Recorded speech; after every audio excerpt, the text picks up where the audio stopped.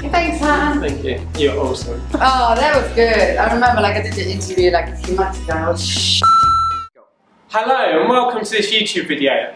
I'm Ben Shorter, the co-founder of GTeX, and today I'm going to be joined by one of the most awesome public speaker trainers in the world, Annik Rau, founder of Pony Express Speakers Club, the leading speakers club in London.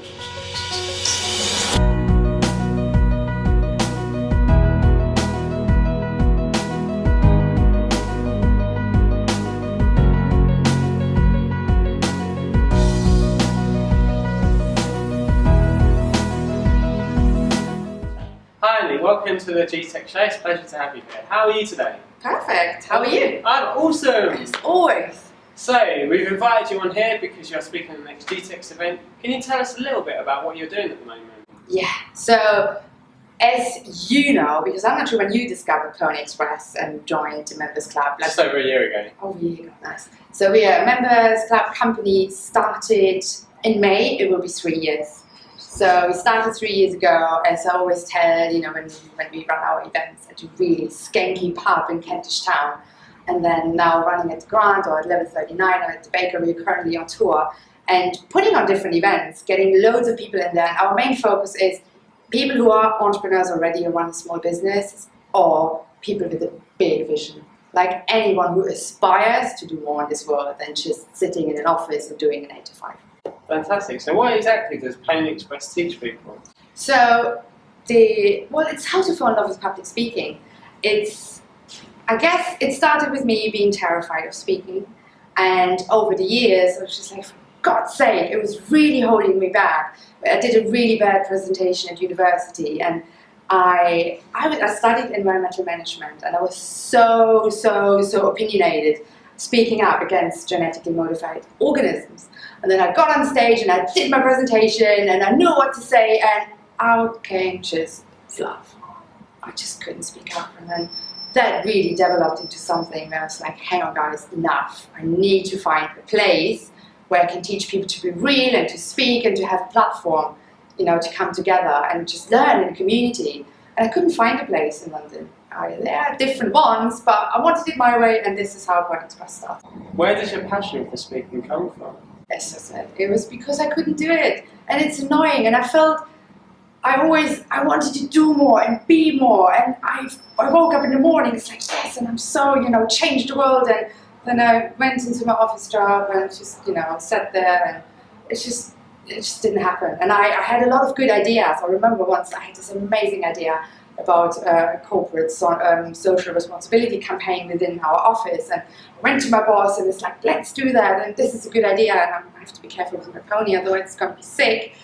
I'm going to throw it around. But then he said to me, no, you do your job, we're not looking into this. And other people with, excuse my French, with crappy ideas, they just got all the buy-in from different people, and I was like, hang on, this is the way I communicate, it's wrong. So I started working on it. So what would you say the difference is between how you communicated back then to how you communicate now? It's the way I think about it. Because in the past, whenever, even just having a one-to-one conversation or sitting here with you, I would be more in my head thinking, what am I going to say next? How is he going to think about me? And whatever. It's when you're on a date, you go on an interview, or you speak on stage, to hundreds of people. There's always stuff going on in your head. And the difference is, with the years, I realized it's getting rid of that to get real and get to the core who you are that makes all the difference in the communication. So what sort of things do you do to get rid of all this sort of self-talk?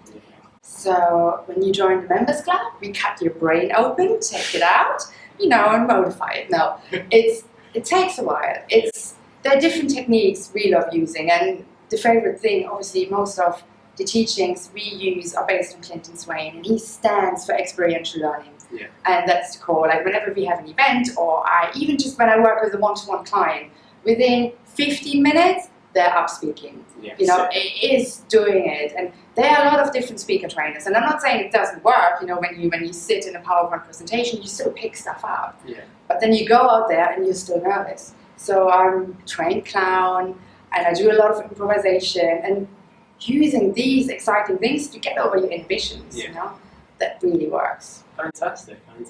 It is. So where is it you're looking to Apart from attacking me with Pony, Yes. where is it you're looking to take Pony Express in the future? What's your vision? Yeah. Well, you know, like with every company, like their ideas and a global vision. And I remember when we sit down together with Elliot and Emily, who are part of the business, I was thinking, I love Sydney, I love Berlin, I love San Francisco, I love South Africa, you know, and then eventually, once the business is in a place where we can replicate it somewhere else, we take it globally to all these different places. And you know what, recently I've been to Rwanda, to Africa, as you know, and training people there and seeing what is missing. And you know, we did a lot of like kind of looking into the genocide and what happened. And last night I went to a presentation at a film screening. It's 20 years now, you know, since they had a genocide there. And people always say communication might have helped to not, you know, have things like this happen in the world. And I feel maybe we even take it to Rwanda first, you know, and that would be, I don't know. Let's see where it goes. I'm committed to it, like to really grow it globally, but I'm not attached to where that will be. Okay, fantastic, fantastic. So, I mean, what would you, as you said, there's a lot of speaking companies out there training people how to speak. What would you say the main difference is between you and other speaker training companies? Well, it's definitely the Pony. Yeah. What is the difference? They're all good. Yeah, definitely. They are all good in a different way. Like I learned a lot from Joanna Martin, and funny enough, people always ask me what's the difference between Pony Express and Toastmasters. What's the difference between Pony Express and Annie Harrington? And I'm a Toastmasters member. Yeah. I just joined the club again because you just get there, you get on stage, you work with different people, and everyone's different. You know how they teach and help you with your communication. I've never worked with Annie Harrington. I'm going to check him out and see what he does. But at the end of the day, it is really just getting everyone together and see how we can help people best to get over that.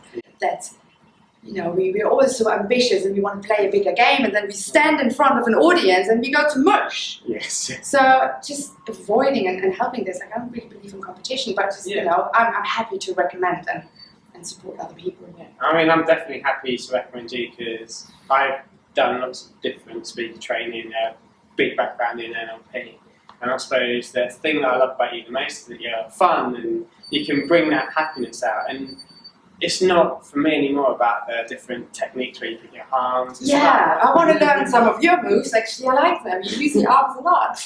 But it's you know, that's exactly. I think that's the most important thing, as you said there, it's how you be yourself on stage. Like, why do you think that's important for speakers to be themselves and authentic when they're speaking in front of an audience?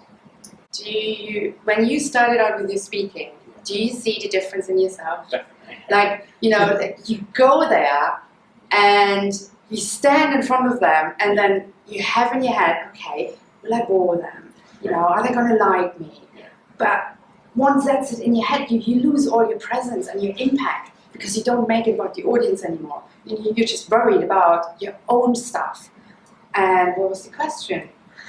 I don't even know what you asked me right now, but that's the key actually about getting real. Yeah, you have to get rid of who you think you have to be in the eyes of a big audience. Definitely. And I know you do a lot of grounding exercises. You did it before we spoke, which still means I'm hyperactive and want to phone miles around. What do you say the best exercise is to start being authentic on stage? So when you're going on stage, just to get rid of that and to feel comfortable and feel natural and speak from the heart. Yeah, it takes a bit of search and a bit of work to really fall from here into here, and it depends. If I speak to an audience I have not met before, or you know, I'm used to speaking to like 100, 150 people, that's okay. But if someone suddenly says, Annick, tomorrow you have a gig in front of 1,000 people, I'd be nervous, I'd be scared, my stuff coming up. But I know how to deal with it. And it's not only the stuff in your head, there's three things. Your physical being, you know, you get your hands clammy, or like you spit, it's actually spit, or you get a dry mouth.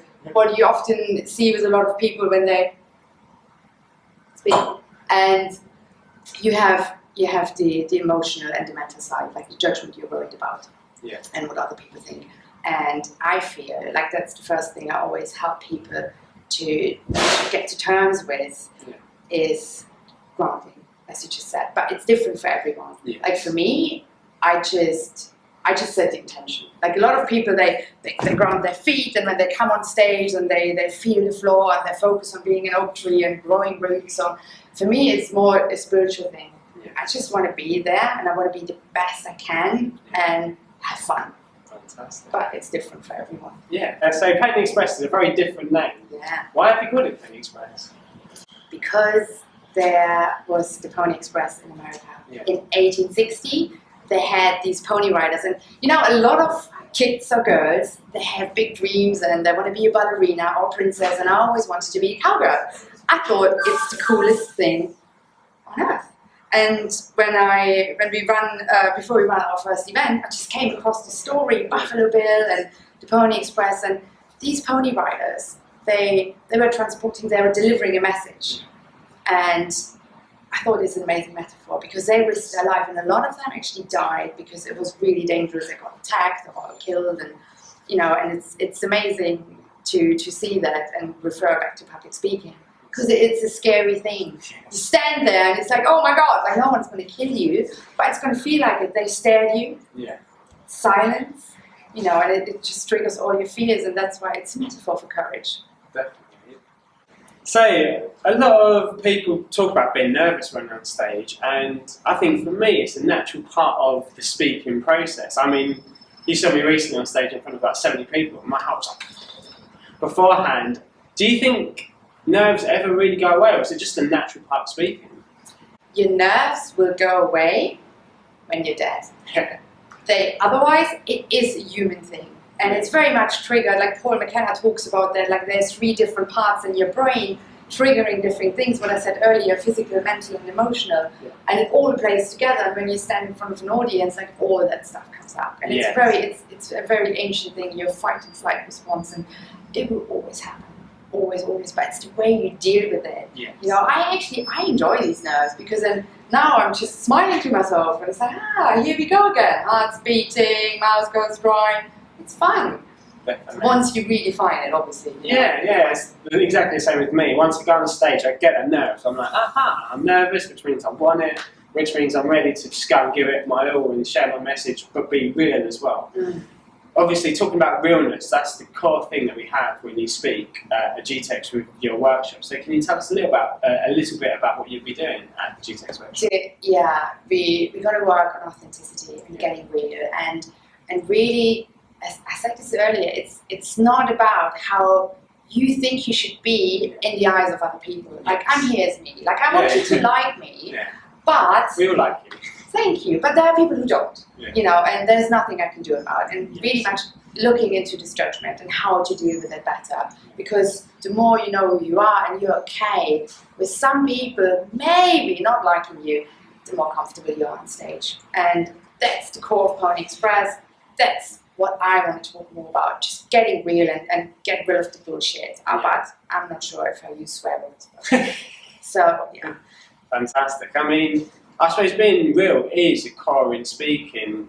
Now I see a lot of speaker trainers teaching fantastic techniques from NLP to where you should put your arms, stage anchoring. But do you agree with me in the sense that the audience likes people that are authentic on stage, that can make mistakes but feel comfortable with them now? Yeah, yes and no. I'd say, like when I started out and I did training and stage anchoring and, as you said, like, you know, different like movements with your arm or, you know, the computer that apparently adds intelligent points to you. But it's like once I did that and I went back on stage to speak, I didn't feel any better. Yes, I knew about poses and stage anchoring, but I was still worried, scared, and judging myself like crazy. Yes. And then I started looking into more like, why is this happening? Who I am, you know, and why am I doing this? And after that, I'd say whoever's starting out with speaking, that's the most important bit. Yeah. You really learn who you are. And then once, obviously, if you speak to an audience of 10,000 people, you've got to be into stage anchoring. You've got to be better like with your body language. But at the beginning, when you talk like to small crowds, like 50, 100 people, no, you just want to be you. Yeah. Yeah, so I think that often it comes first, that once you're yourself, like for me, I had to unlearn certain tools so I could feel natural being myself. Yeah. And now I use stage anchoring or look at where my body language is, but I do it from a natural place rather than thinking, I need to put my hand here, I need to walk to this segment of the stage. Because in that moment, you know what you do? You're in your head. Yes, and you swallow up all the presence and passion and energy you have around your being. You know, and then when you communicate in that way, being actually inside you thinking, oh, I have to do this, I have to do this, you're not there anymore. And the audience doesn't feel you, and you know, it makes a big difference. Thank you so much, Annik, for joining us today. Yay. You've been awesome with your awesome playfulness. We really look forward to having you do your 90-minute workshop on the GTeX stage. So that's going to be on the 6th of May. We look forward to seeing you there. See you all soon. We love you, and let us know what we can do to support you. Thank you again, Annik. Thank you.